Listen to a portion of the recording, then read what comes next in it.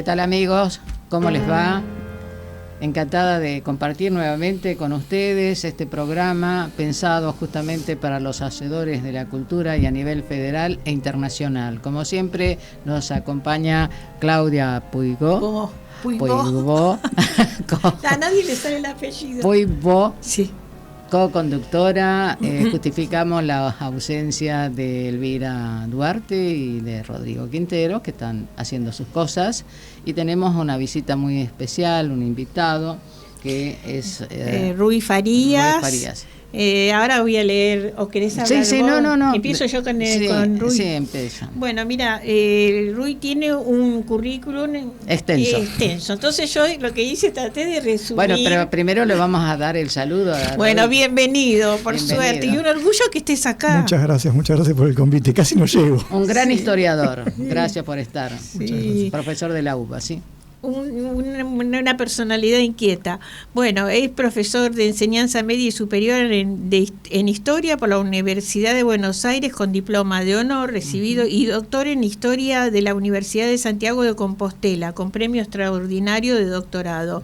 Especialista en las migraciones y exilios gallegos en la Argentina durante los siglos XIX y XX, los de mayor migración. Investigador independiente del CONICET Nacional de Investigaciones Científicas y Técnicas, del CONICET, con sede de trabajo en Laboratorio de Investigación en Ciencias Humanas, CONICET y la Universidad de San Martín, UNSAM. Es también docente de la licenciatura en Historia, director académico de la Cátedra Galicia, América y corresponsable de la Cátedra Amale Arteche en Estudios Vascos, todo ello en el ámbito de la UNSAM. Además, es subdirector de la Cátedra Libre de Estudios Gallegos Alfonso Castelao, Universidad de Buenos Aires. Sí, hice un pequeño resumito, ¿no? Y también participa en el grupo de investigación consolidado del Sistema Universitario Vasco, País Vasco, Europa y América, Vínculos y Relaciones Atlánticas. Ya nos va a contar después. Es un tema editado ya. Sí. Es autor de más de 30 artículos en revistas especializadas de divulgación, así como de 2 docenas de capítulos en volúmenes colectivos. Compiló y editó los libros Buenos Aires Galega y Migración Pasado y Presente. Vos Aires Galega en el idioma gallego, ¿no? Es también coautor de Los gallegos en el imaginario argentino, literatura, sainete y prensa. Autor de la inmigración gallega en el sur del Gran Buenos Aires. Bueno, seguimos, tiene muchas cosas más. Bueno, Rui tiene 52 años, ¿no? 53. O sea, no sé todo lo que hizo. No paraste desde que naciste, Rui. Sí, paré bastante porque en el secundario era el peor del condado. O sea, no repetí porque de milagro. Y la universidad me costó bastante. Sí, eso viste que pasa a veces hasta que uno encuentra el objeto de su interés. O hasta que tu mamá te dice, así que no te gusta estudiar, ahora vas a probar lo que es trabajar. Y te manda a trabajar a los 15 años. Claro, bueno, está bien. Una mamá que te pone límites. Hay que trabajar. Sí. Aparte, el espíritu ese gallego siempre es trabajar y trabajar. Bueno, pero, a ver, el espíritu gallego, yo diría el espíritu de cualquier inmigrante. Sí, de cualquier inmigrante. Sí. Como decía Borges, creo que en el libro de Arena, el que emigra se impone fatalmente el deber de mejorar. O sea, nadie se va para estar igual o peor. Entonces, es consustancial el hecho de ser un inmigrante el sacrificio. Sí, la necesidad de ascenso, porque el inmigrante tiene varias razones.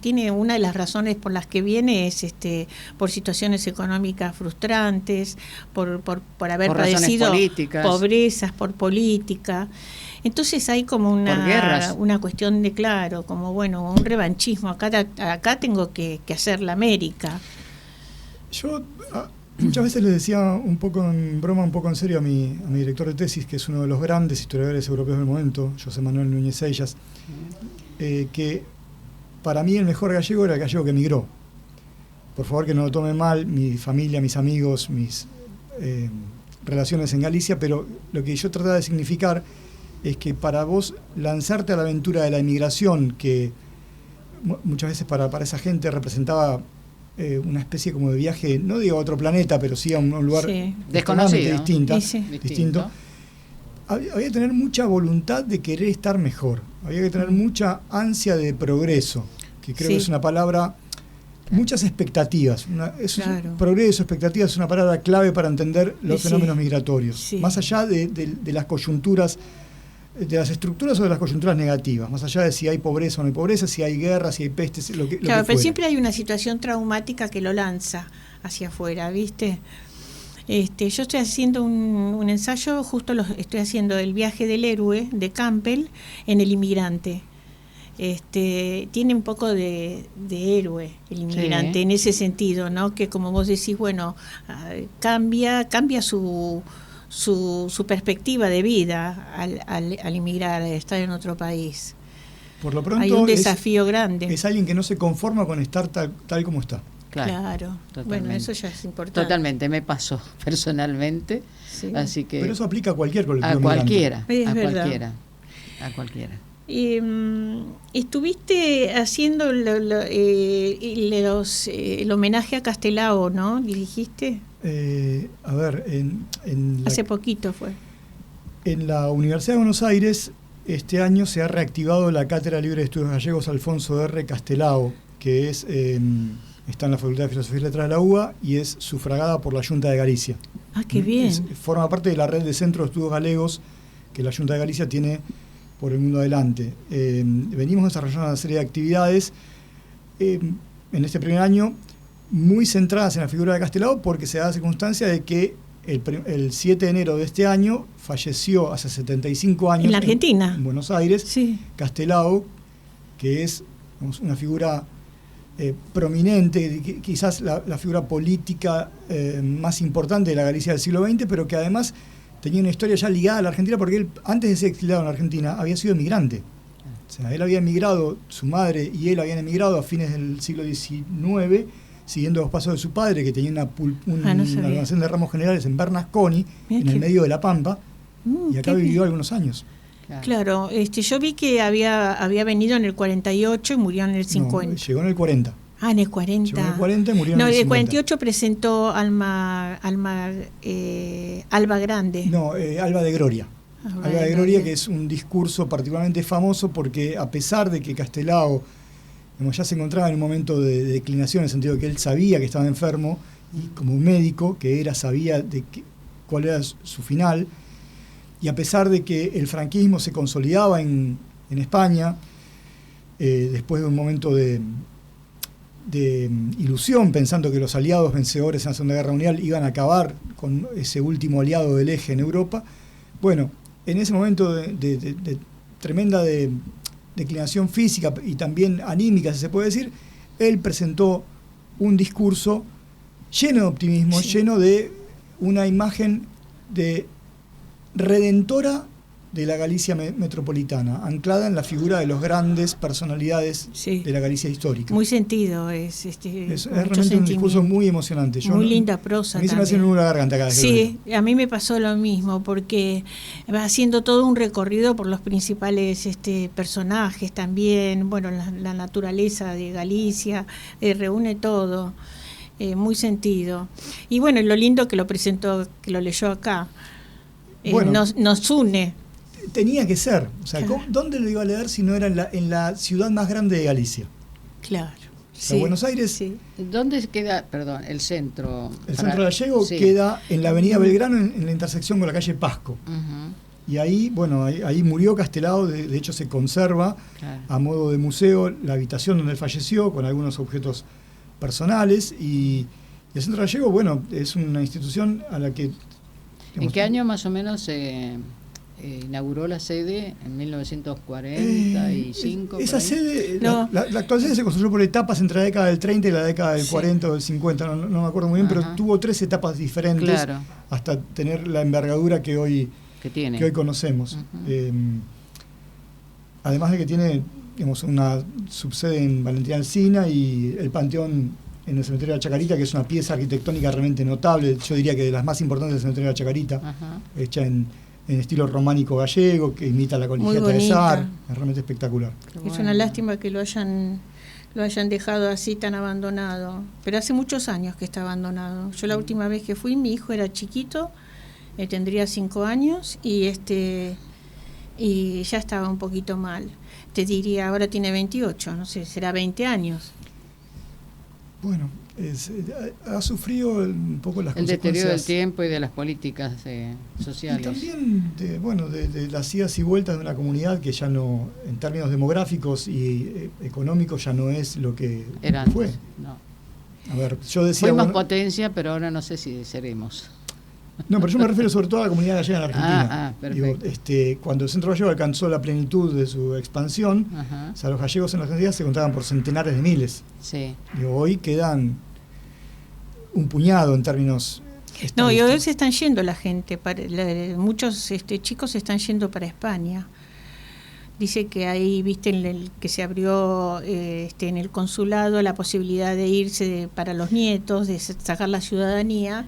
Dice que están abarrotados. O sea, acá yo veo por la calle Guido, en la calle Guido. Filas y filas de jóvenes haciendo sus papeles. Forma pero parte de los movimientos pendulares en nuestra economía. Exacto. Yo, con 53 años, ya he visto tantas veces esas filas en la puerta del consulado español, y también he visto en otros momentos venir españoles para la Argentina.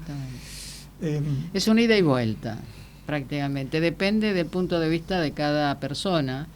Emigrar, irse, venir. Como el otro día habíamos charlado con el pianista, ¿no? Argentino que está radicado hace más de 45 años en París, en Francia. Y él decía desde su punto de vista que hay mucha gente que va a venir para Argentina en estos momentos por la situación mundial que se está viviendo más en Europa. Es su punto de vista. Veremos. No sé, soy historiador, no hago futurología. Claro, por lo general, cuando los historiadores hablamos del futuro, nos equivocamos. Claro, no, sí, yo me encanta la historia porque también incursiona en el ensayo histórico, justamente. Y tenía un gran profesor, el profesor Meder, que fue rector de la Universidad Nacional del Nordeste, allá por la década del 70, y él decía sobre el tema de escribir historia. Uno tiene que ser objetivo, qué sé yo, pero más allá de esa objetividad del historiador, está también la otra perspectiva que no es futurología, sino que a veces es cíclico el repetir de la historia de los pueblos, eventualmente. Estás haciendo también dentro de la USAM, tenés una cátedra sobre estudios vascos, ¿verdad? Esta que dirigimos a Amalia Arteche. La Universidad Nacional de San Martín, en efecto, suscribió un convenio con el Instituto Vasco Etxepare, que es, digamos, como el Cervantes del País Vasco, sí, para tener una cátedra dedicada a los estudios vascos. Y bueno, últimamente hemos tenido la visita de un profesor titular de la Universidad del País Vasco, Óscar Álvarez Gila, que hizo una serie de actividades. El convenio incluye que este profesor venga por un periodo de 15 días de un seminario de posgrado, y además haga otras actividades abiertas al público en general, y nos ha ido muy bien, han sido muy exitosas. El tema evidentemente convoca, digamos, porque la comunidad vasca, sí, aún siendo numéricamente mucho más pequeña que la gallega, sí, lo que pasa es que mira, yo soy descendiente catalán, vasco, y yo debo tener también gallegos, porque ahí estuve viendo una bisabuela Martínez, yo supongo, no sé, pero sois una colectividad fuerte y además una identidad fuerte la vasca. A eso iba, que sobre todo es una identidad muy fuerte, muy de pasar de una generación a la otra, y además dentro de la consideración social del argentino promedio, el vasco ocupa un lugar importante, ¿no? Sí, sí, y muy vinculado a las actividades agropecuarias. Lógicamente, porque los vascos forman parte de los primeros migrantes que llegaron con la primera expansión agraria de la provincia de Buenos Aires. Entonces, ellos, los irlandeses, ¿no? Por algo la pampa húmeda está llena de topónimos vascos irlandeses, sí, sí, y no, por ejemplo, de gallegos, pues sencillamente porque los gallegos llegaron mucho más tarde. Claro. Entonces, en la primera expansión están muy presentes estos otros dos pueblos, y bueno, eso se nota en las familias ganaderas que han hecho fortuna, en cierta prosapia. Sí, sobre todo en la rural, hay muchos apellidos vascos, ¿viste?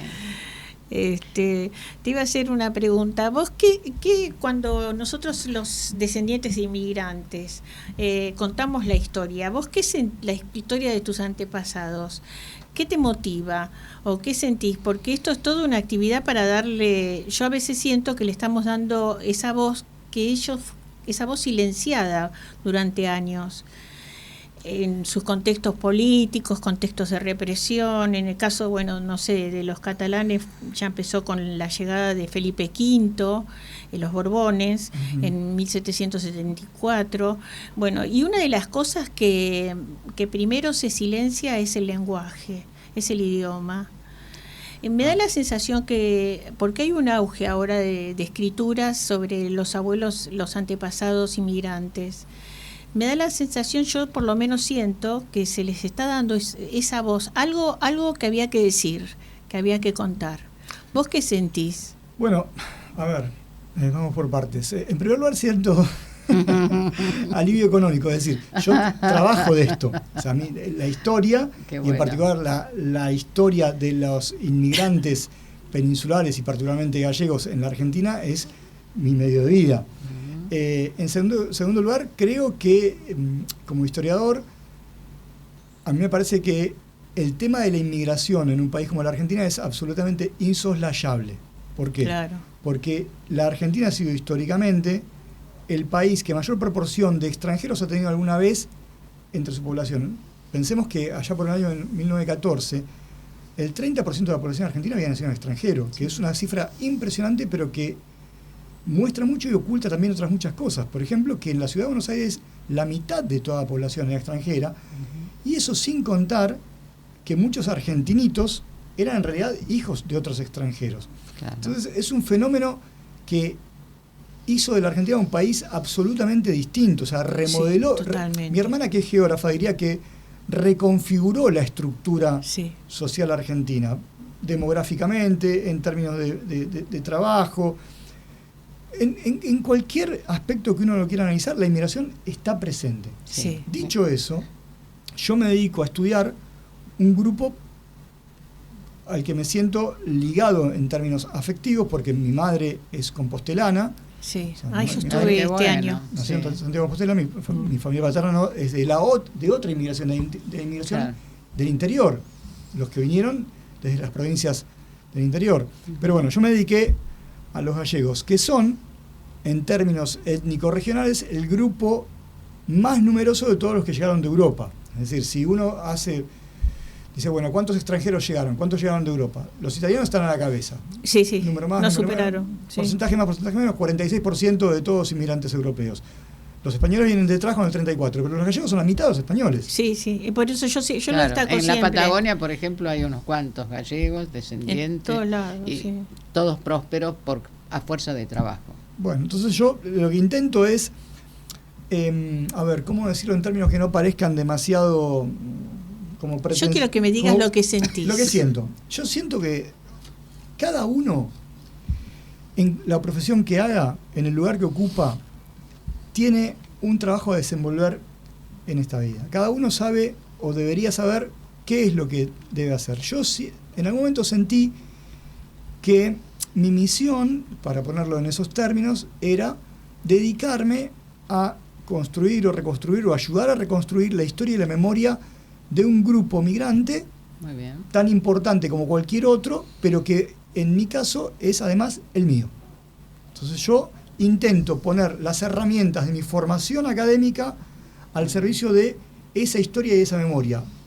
Y quiero aclarar, haciendo las cosas del modo más objetivo posible, sabiendo que esto no es una ciencia exacta, que la historia es una disciplina con pretensiones de cientificidad, que probablemente yo tengo mis propias mis prejuicios, mis miradas más a favor o más en contra. Claro. Intentando sortear todo eso, pongo lo mejor de mí para reconstruir la historia y la memoria de esta gente. Sí, perfecto. Ni más ni menos. Es así.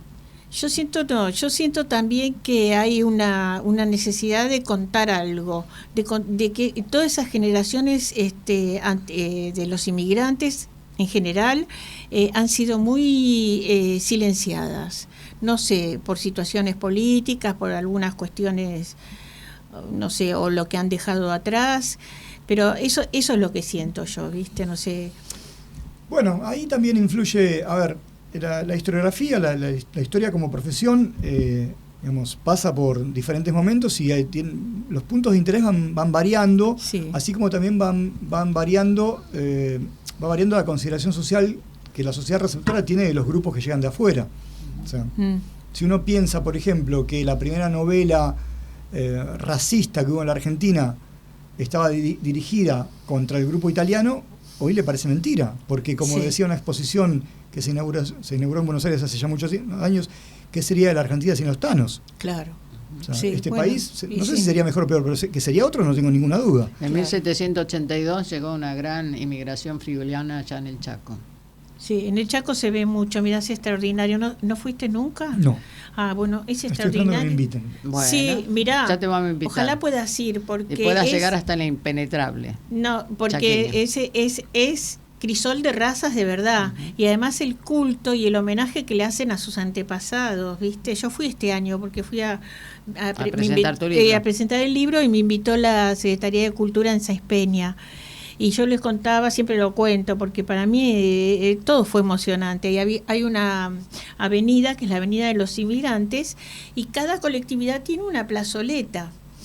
Y hace su, viste, hace su decoración de acuerdo a los símbolos de su colectividad, ¿no? Más importantes. Y ahora en Las Breñas sí, se va a hacer la fiesta. Una de mis sobrinas va a presentar a uno de los inmigrantes, elegida reina, ella. Es Toquev el apellido.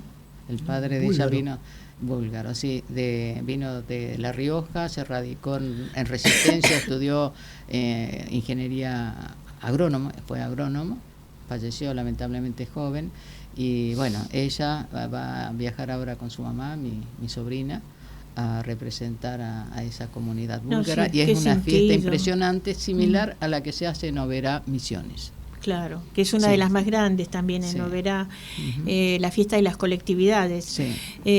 Pero no, bueno, se siente algo impresionante, porque vos pensás que esa gente cuando llegó no tenía ni agua, nada. Ahí es donde se ve lo que vos decís, el tema del trabajo, viste, del inmigrante, que uno lo asocia siempre al inmigrante con el trabajo trabajo duro. Y vos decís cómo han prosperado, porque ya en las primeras generaciones ya habían prosperado en el Chaco. Bueno, yo ahí, viste, no sé si llegaste la parte del algodón. Sí, bueno, a ver, es que los temas son innumerables. Sí. El tema del trabajo y del progreso, bueno, es un acicate tremendo, ¿no? para esa gente. A mí por supuesto me interesa destacar todo lo que estas personas hicieron en favor suyo y de sus familias, y de paso de la comunidad, a favor de la comunidad y de la sociedad en su conjunto. Pero también me interesa ir un poco más allá y pensar, por ejemplo, ¿qué costos tuvo eso en términos individuales, familiares, afectivos? O sea, nada es gratuito. Yo siempre recuerdo un libro de un escritor galaico porteño, Rodolfo Alonso, Tango del Gallego Hijo, donde él explicaba cómo fue el proceso a través del cual su familia construyó, porque le hicieron ellos, la casa propia. Realmente admirable, pero también visto desde la mirada de un niño, o sea, cuánto sacrificio, ¿no? Cuánto dejar todo en aras de ese progreso material que no considera ni descansos, ni los pequeños gustos de, no sé, de ir al cine, de salir a tomar algo. No existía eso. Pues yo te digo por mi papá igual. Y cuando era verano, mi papá estuvo estudiando en Barcelona, y después viste, todos tenían esas negocios familiares, y cuando era verano nos levantaba a la mañana temprano, a las 8 de la mañana, y siempre teníamos un trabajo. Siempre. Era una cosa... A mí me levantaban a las 3 de la mañana para acompañar a mi padre. Yo recuerdo siempre a mi abuelo. Yo viví con mis abuelos durante 11 años. Mi abuelo era un un sujeto admirable en muchísimos sentidos, uno de esos hombres que se hicieron a sí mismos, pero yo para mí de chico era tenerlo en casa era una calamidad, porque cuando mi abuelo tenía Franco o estaba de vacaciones, yo sabía que tenía que desaparecer de la casa porque donde me viera... Te mandaba a trabajar. Sí, te pedían algo. Me iba a pedir o que lo ayudara a trabajar en algo o que me pusiera a estudiar. Sí. Claro, en ese momento uno consideraba valiosas otras cosas. Ahora, también... había ociosidad. Sí, pero yo también a veces me pregunto, y esto lo tomo de un libro hermoso de Aurora Alonso de Rocha, Mujeres Cotidianas, que también a veces qué obsesión, ¿no? con el sacrificio total para alcanzar ese progreso, sin considerar que igual se podían dar pequeños recreos y que no todo fuera un camino de sacrificio. Y yo lo digo ahora a la vuelta de muchos años porque para mí durante décadas el estudio y el avanzar en la carrera académica fue una obsesión que no me dejaba pensar en ninguna otra cosa. Claro. Porque yo sentía que no había otra forma de encarar la vida que no fuera de esa manera. Y hoy no estoy tan convencido. Hoy es muy difícil, son justo que hoy sí está el imperativo productivo de producir. Yo a propósito, hoy sí la sociedad lo tiene aceptado. De lo que decís, quería comentarles algo, si me permiten, después seguimos. Total, tenemos el programa todo para nosotros. Sobre Elizabeth Morrow, que enterró a su marido un lunes, parió el miércoles y el viernes ya estaba en la calle con una recién nacida atada a la espalda, llamando a las puertas del mundo en busca de un trabajo. Porque en el vocabulario de Elizabeth Morrow la palabra rendición no existía. Primavera de 1887, Dodge City, Kansas. Tenía solo 22 años, cuando la fiebre tifoidea le arrebató al hombre que amaba en 3 días de agonía. Estaba embarazada de 8 meses, tenía 17 centavos en el bolsillo y apenas conocía a 2 personas en toda la ciudad, ambas demasiadas ocupadas sobreviviendo. El funeral fue una deuda escrita en papel, la maternidad un grito de vida en un mundo que no escuchaba. A todas las mujeres, como ellas, le quedaba 3 opciones: casarse con otro hombre, volver a la casa de origen o hundirse en la miseria. Pero Elizabeth no tenía una casa a la que volver y nunca habría elegido un marido por desesperación. Así creó una cuarta vía, una que no se encuentra en los libros de historia, porque se escribe muriendo un poco cada día y renaciendo cada mañana. Lavaba ropa para familias que no recordaban su nombre, con los dedos agrietados, la piel lacerada por el agua helada. Mientras frotaba, su hija dormía en una caja forrada con sacos de harina. Cuando no era suficiente, limpiaba bares al amanecer, barriendo pisos marcados por la vergüenza ajena. Y cuando aún no era suficiente, aceptaba turnos nocturnos en hoteles, cambiando sábanas, vaciando orinales, mientras su hija lloraba en otro lugar, confiada a una vecina, una que cobraba incluso por el silencio. El hambre era una presencia constante, el cansancio una condena. Algunas noches Elizabeth temblaba sobre el cuerpo dormido de su hija por el frío, por el miedo, por la despiadada matemática de la pobreza. Usó el mismo vestido durante 2 años, comió pan seco recogido de las migas de otros, envejeció 10 años en uno solo, pero nunca se saltó un alquiler, nunca dejó a su hija sin leche, nunca dejó de cantarle una nana, incluso cuando la voz se le quebraba en llanto. En 1895 ahorró lo suficiente para abrir una pequeña pensión. En 1900 poseía todo el edificio y su hija Mary creció viendo a una madre transformar la miseria en dignidad un día brutal tras otro. María se convirtió en maestra, luego directora, una de las primeras mujeres de Kansas en ocupar ese cargo. Y en 1923, en su discurso en la ceremonia de graduación de Dodge City, comenzó así: mi madre me enseñó que la dignidad no es lo que te regalan, sino lo que te niegas a perder. Ha fregado pisos para que yo pudiera subir a este escenario. Esto no es solo sobrevivir, es una revolución hecha de jabón y tela áspera. Elizabeth vivió hasta los 83 años, suficiente para ver a su hija jubilarse con honor, a sus nietos graduarse y a sus bisnietos crecer en un mundo que ella había conquistado con manos sangrientas y un corazón inquebrantable. Un día le preguntaron: ¿qué te mantuvo en pie en los días imposibles? Ella lo pensó un instante y respondió: cada mañana miraba a Mary y me decía: esta niña nunca pasará hambre, esta niña nunca tendrá que suplicar. Y ese pensamiento era más fuerte que cualquier cansancio. Algunas mujeres sobreviven, otras resisten, pero Elizabeth Morrow construyó una dinastía sobre sus hombros, un día despiadado tras otro, y lo llamó amor. Y viene este relato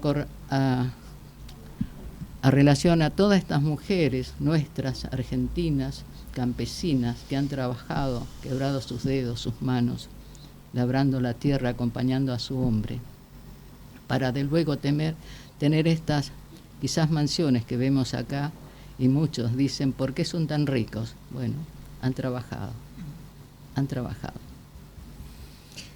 Bueno, justamente en los últimos tiempos yo me puse a trabajar sobre la experiencia laboral de las mujeres gallegas en Argentina. Me parecía que era un tema muy poco abordado, muy silenciado, muy tapado por una idea muy básica y no contrastada de que venían básicamente siguiendo a sus novios, a sus esposos, a sus padres. Y bueno, es muy interesante. En la tarea de la mujer acompañando al hombre, siempre. Y no siempre. Muchas veces como un sujeto autónomo. Sí, como este caso, que también se quedó joven, viuda, claro, y sobresalió. Sí.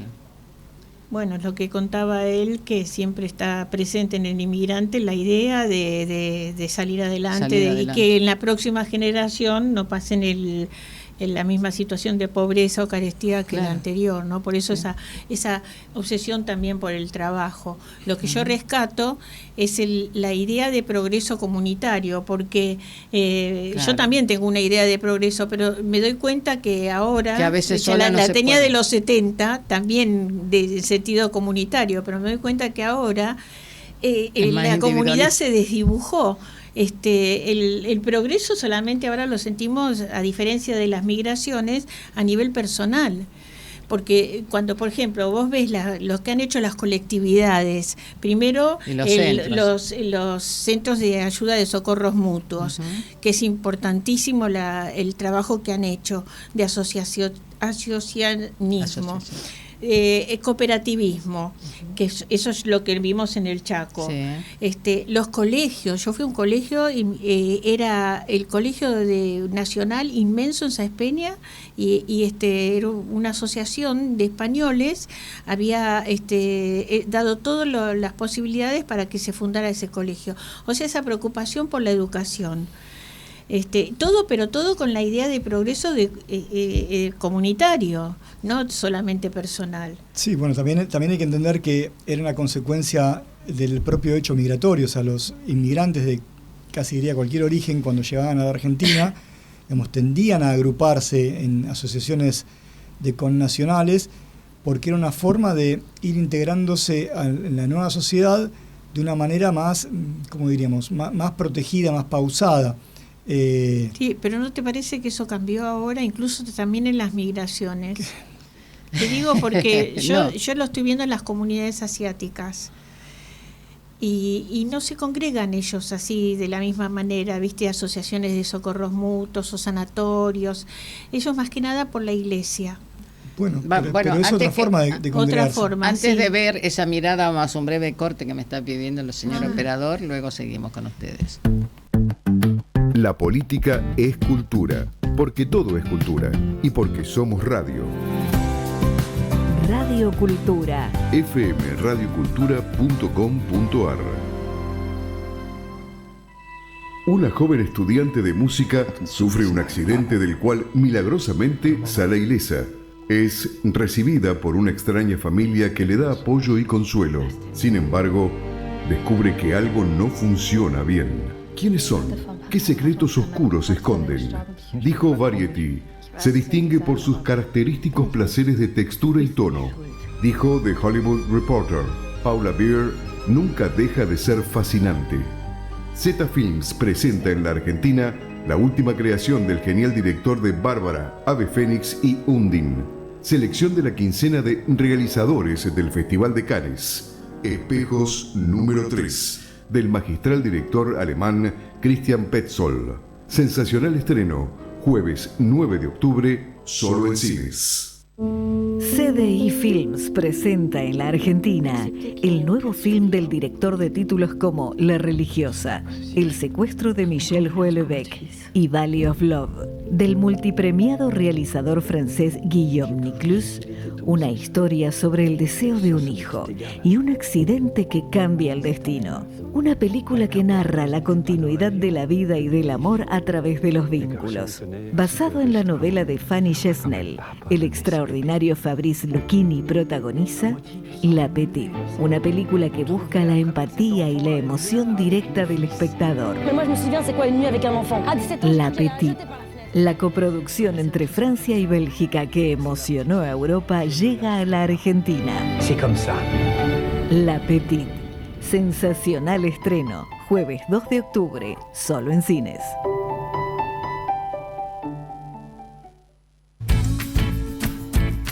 Porque todo es cultura y porque somos radio. Radio Cultura.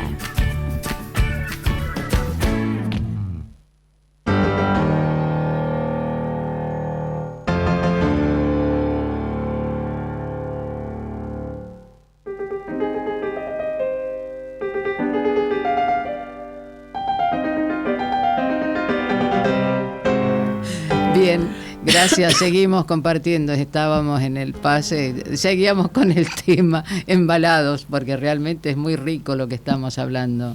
No, y además, por ejemplo, me quedé pensando en el tema de las escuelas. Fíjense que interesante que hay una diferencia muy importante entre un grupo tan numéricamente importante como el gallego y otros grupos de inmigrantes, sobre todo europeos. Los gallegos no hicieron una escuela propia hasta hace 20 y pico de años. Claro.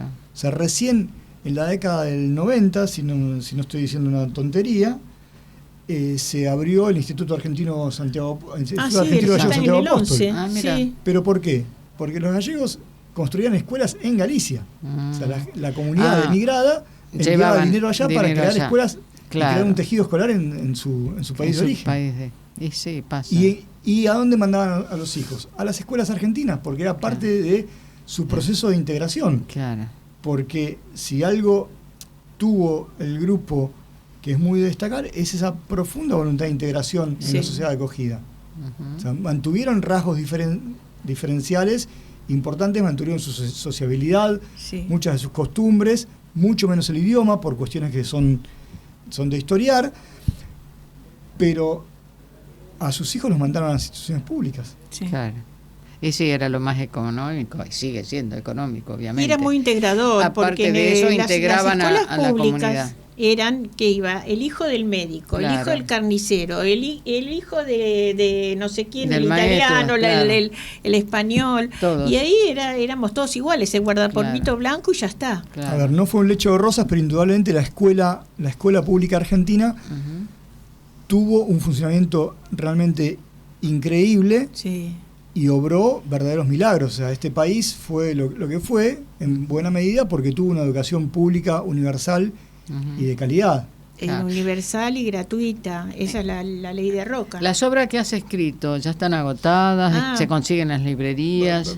Tiene un montón de obras. Supongo que sí, en todo caso no estoy viviendo de regalías de esas obras. No, bastante. No, porque viste que la SADE sacó una norma que el que saca fotocopia, digamos, tiene una cierta regalía. Las fotocopias de textos, de libros, ¿no? Sabíamos. Sí, hace ya bastante tiempo, 15, 20 años. Yo me doy por contento por el hecho de que nunca tuve que poner un peso para publicar un libro. ¿Ya? Con eso ya tengo. Bien, bueno, te editó la universidad entonces. Universidades, universidades privadas. Bien. El primer libro que compilé, no Sí. que hice yo solo, Ajá. es Buenos Aires Gallega, Inmigración, Pasado y Presente, que fue editado por el gobierno de la ciudad, por la Comisión de Patrimonio Histórico. Ah, qué bueno. Y ese qué libro, bien. si bien se agotó, se puede descargar desde la página de en la página web. PDF, En PDF. gratuitamente. Perfecto. Bien. ¿Y cómo te fue en La Coruña? Fuiste a La Coruña, Sí, ¿no? el Museo de Bellas Artes de Coruña me invitó a ir a participar en una jornada científica sobre Isaac Díaz Pardo. Isaac Díaz Pardo fue un emigrante gallego entre el año 1957 y 1968, bastante atípico, porque primero porque fue una persona que fue y vino un montón de veces, cruzó el océano 9 veces en ambos sentidos.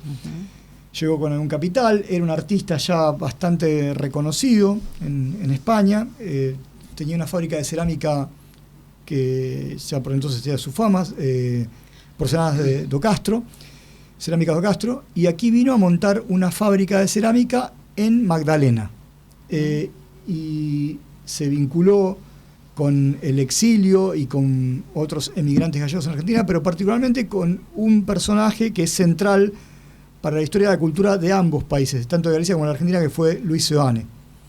Sí. Él trabajó mucho junto con Luis Seoane, primero aquí en Magdalena y luego, tras su regreso a Galicia, en lo que ha sido quizás el proyecto cultural industrial más importante de Galicia en el siglo XX, que es la cerámica de Sargadelos. Cerámica de Sargadelos, el Museo de Arte Contemporáneo de Carlos Macide, el Laboratorio de Formas de Galicia. Bueno, sobre todo eso se habló en Coruña el mes pasado y tuve la suerte de que me invitasen a participar en un lugar donde claramente yo era el que menos sabía de este personaje, o sea, estaba rodeado de gente que realmente era muy compenetrada del importante. tema. Y así que fue realmente muy, muy lindo para mí, una gran experiencia y una oportunidad de regresar por segunda vez en el año a una tierra que yo siento muy cercana, donde no solo tengo todavía familiares, sino también muchísimos amigos, y donde me formé como investigador a través de la Universidad de Santiago. La de Santiago de Compostela. Claro. Es muy lindo, la parte de Galicia, todo el norte de España. Muy Bueno, me encanta. es un paisaje realmente impresionante. Sí.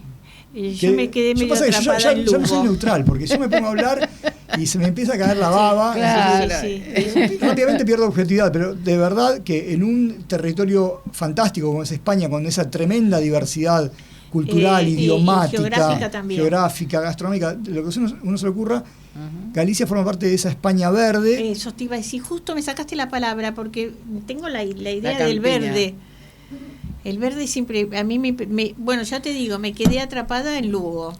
Un intelectual gallego de la llamada Generación Nos, Vicente Risco, tiene un pequeño texto donde, más o menos traducido al castellano, dice algo así como: tú dices que Galicia es muy pequeña, yo te digo que Galicia es un mundo, puedes recorrerla en un sentido o en otro, una y otra vez, nunca acabarás de conocerla. Y es cierto, a ver, Galicia es territorialmente más o menos del tamaño de Tucumán. Y sin embargo, lindo. Es un jardín de la es un República. lugar que uno nunca termina de conocer porque son tantos los Y paisajes. pueblitos aparte. A ver, pueblitos. Galicia tiene la mitad de todos los núcleos habitados de España. Es decir, Mirá. Galicia tiene 30.000 topónimos.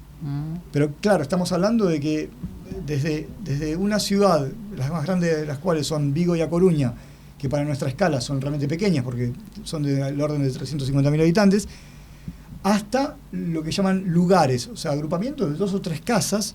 Sí, O sea, sí. cada cosa tiene su Claro, nombre. y los topónimos, digamos, ¿en qué idioma o qué lengua manejan? ¿El castellano No, a ver, antiguo, el euresca? Los topónimos están ahora por normativa, los topónimos están en el idioma propio de Galicia, que es el gallego. El castellano es la lengua cooficial de Galicia, pero el idioma propio de Galicia es gallego. Otra cosa es de qué origen es cada topónimo, porque ahí hay de todo. Claro. Hay suevos, hay Sí. algunos pocos musulmanes, hay muchos latinos por la romanización, Sí. hay topónimos celtas, aunque nadie sabe en el fondo, todo el mundo habla de los celtas, pero nadie sabe en el fondo decir muy bien fueron los celtas, porque no se sabe demasiado de ellos, pero bueno, realmente hay una riqueza ahí en cuanto lingüística. Es increíble. Pero sabés que hablando de los celtas, yo leí un libro, bueno, muy lindo, pero hablaba de que los celtas se escondían, mira, en un lugar que se llamaba... de las cuevas. Sí, se escondían en unas cuevas en la época de los visigodos y era... ¿cómo se llama? La Cova de Ongar. Entonces yo lo buscaba en el mapa, ¿viste? A ver dónde estaba la Cova de Ongar. ¿Y sabés qué es Covadonga? Eso es Asturias. Sí, bueno, eso es Asturias, pero quiero decirte de los celtas, ¿viste? Sí. Es que los celtas estuvieron por todos lados. Sí, el problema es que no tuvieron nunca lengua escrita, entonces lo que sabemos de los celtas es lo que dijeron mitos sobre ellos los que llegaron después, básicamente los romanos. Pero es la misma dificultad con la que tropieza el que hace historia de los incas o de los pueblos andinos anteriores a los incas. ¿Qué sabemos? Y lo que dijeron los conquistadores, pero los conquistadores dijeron lo que buenamente vieron, lo que buenamente entendieron, lo transmitieron de un modo, en fin, hay una serie de pasos que nos hacen difícil llegar al origen, claro.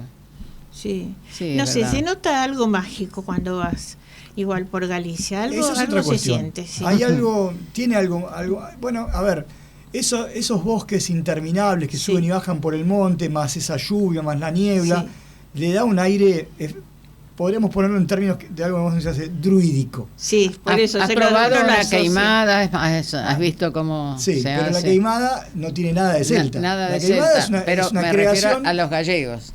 Bien. Sí. A ver, ¿cómo decirlo sin que la gente se rasgue las vestiduras? Yo tengo de celta por mi madre menos que de inca por mi padre.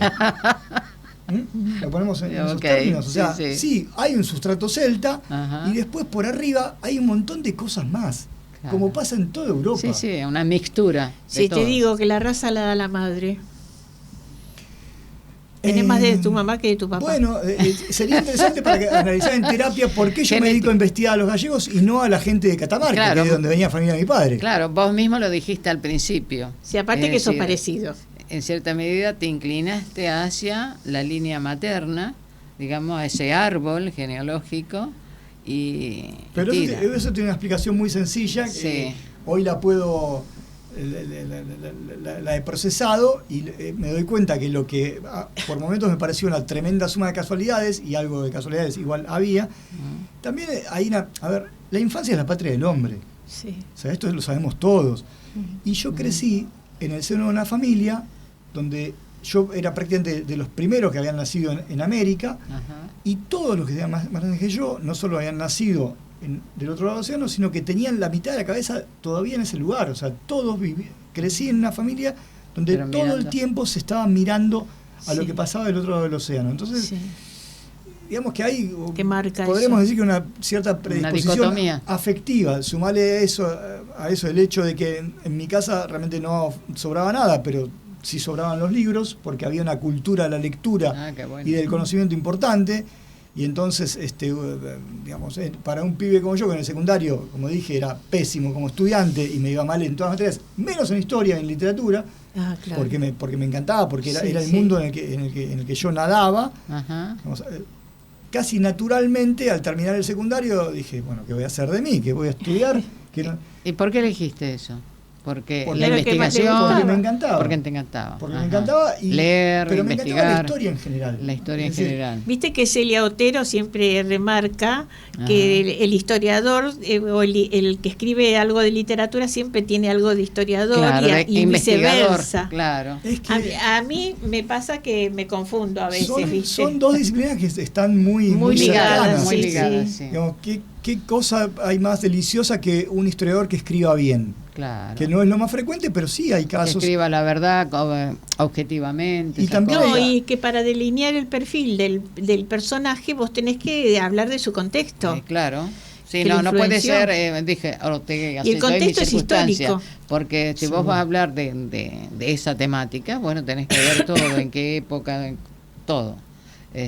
¿Cuándo? ¿Dónde? ¿Cómo? Mi problema de la carrera fue que me gustó toda la carrera. Qué O sea, lindo. cuando yo estudié en la UBA, la verdad es que disfruté más allá de la presión de los exámenes, del hecho que yo trabajaba, etcétera, etcétera. Ajá. Pero todas me gustaron y era muy difícil decantarse por una cosa, por un tema u otro. Pero por el camino descubrí la existencia de una cátedra de estudios gallegos y empecé a ir a escuchar y me fui metiendo en ese tema y fui descubriendo o redescubriendo o entendiendo que ahí había algo que a mí me generaba un nivel de pasión tal que, como le digo a menudo a mis estudiantes, digo, cuando elijan un tema de investigación, cuando piensen en su tesis, piensen en algo que los atrape tanto que permita que estén 10 horas agarrados a la Y no te das computadora cuenta. durante Claro. el día, sin que les sea pesado, que realmente puedan estar ahí sintiendo que el tiempo se les va de las manos Ujú. porque les interesa, por la Claro. razón que fuere. Y no es casualidad, si uno se pone a mirar qué investiga cada colega, Claro. que al final muchas veces terminan agarrando temas que tienen alguna vinculación Siempre hay con un su propia mosaico. vida o su vida familiar. Hay una Mira, interrelación. Rui, yo voy a hacer unos avisitos porque se nos va el tiempo. Sí, tenemos 4 María minutos. Rosa Iglesias, escritora, la mamá del señor, Muy bien. presenta el libro Mujeres sordas que dejan huellas, historias de vida, el jueves 20 a las 17 horas en la sede central de MAH, que no La sé Mutualidad qué, Argentina de Hipocúsicos. Perón 1654. Después, el taller del Centro La Lina, Alas para Escribir, presenta Letras para Volar y Contos de mi abuela, que los estoy leyendo. Dirigido por mi querida amiga Celia Otero. Por Celia Otero. Muy bien, que sí, se nota, excelente, se sí. nota ella y Sí, está el sí. espíritu de Celia. Hermosa. El viernes 28, 18 horas en la calle Venezuela, 1146, segundo piso. ¿Y puedo Muy yo bien. también pasar un chivo? Sí, sí, dale, cómo dale. no. El miércoles 26 a las 6:30 de la tarde, en la sede del Partido Socialista Obrero Español, que es Ah. Perón y la 9 de julio, no me acuerdo la Sí, hora exacta, Sí. un colega de la Universidad de Valencia, Tony Morand, va a dar una charla sobre digamos, la disputa que hay en este momento en España, sobre qué hacer con la simbología y la nomenclatura franquista que todavía sobrevive en las calles españolas. Muy bien, y bueno, yo quiero agradecer esta bienvenida tuya aquí al programa y participar con toda esta hermosa charla, gracias a la invitación de Claudia Poiboy. Quiero comentarles algo pequeño de Kafka, La partida. Ordené que trajeran mi caballo del establo. El sirviente no entendió mis órdenes, así que fui al establo yo mismo. Le puse silla a mi caballo y lo monté. A la distancia escucho el sonido de una trompeta y le pregunté al sirviente qué significaba. Él no sabía nada ni escuchó nada.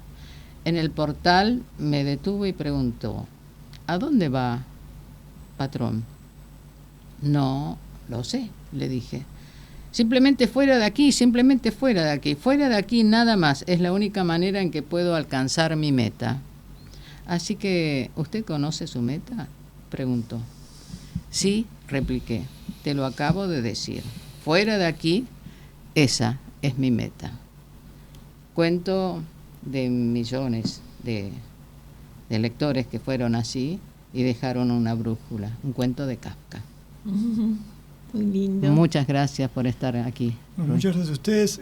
Quiero decir, para terminar mi parte, que les agradezco mucho en serio la invitación al programa porque considero que como investigador, como historiador, es tan importante como investigar es la docencia y la difusión. divulgación. Exactamente. Quizás mi exposición no haya sido la más académica, No, pero me parece importante que podamos está bien conversar, que podamos llegar al Conversar. público, a la Llegar audiencia con todos estos a una audiencia menesteres, general ¿no? sobre temas históricos. Sí, ¿no? Que muy después de todo lindo, son muy relevantes para todos. interesante. Y además nos llegan al corazón. Pero siempre pasamos los avisos que nos mandan. Muchas gracias. Sí, Bueno. todos los eventos. Muchísimas gracias, Claudia, Rui, Sí. y a toda la audiencia por esta sintonía. Será hasta el próximo programa, si Dios quiere.